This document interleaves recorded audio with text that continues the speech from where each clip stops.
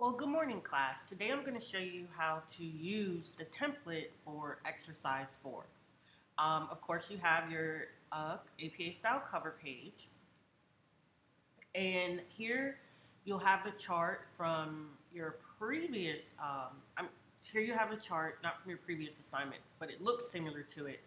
And in this chart, you'll be able to type your bivariate hypothesis, the independent variable, and its values, whatever causal word or statement that you use to tie it together, and the dependent variable and its values.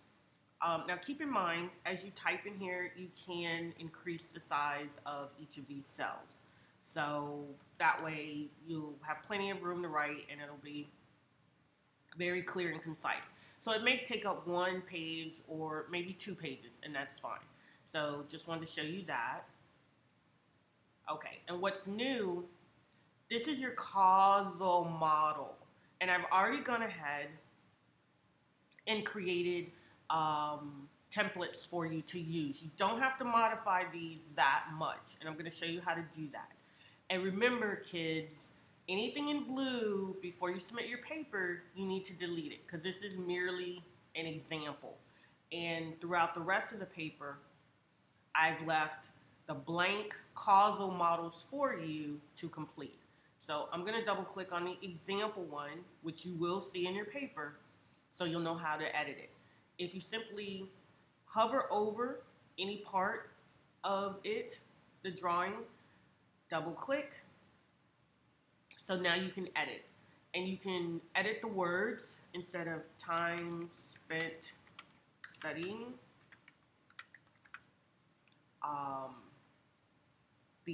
The arrow, which shows the direction in which independent, dependent variable cause and effect. That's already there for you.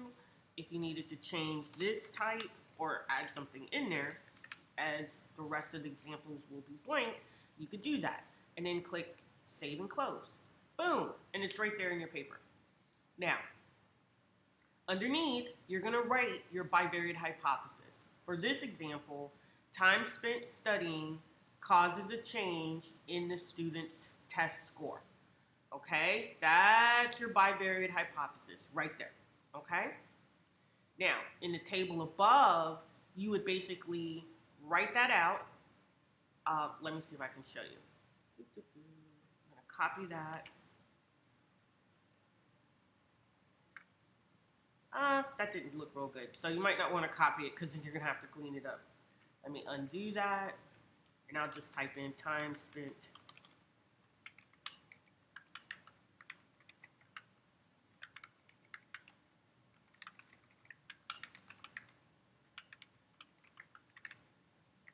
Okay, so that's that. So then you would simply enter time spent studying, which would be, I'm not going to tell you, your causal word or phrase.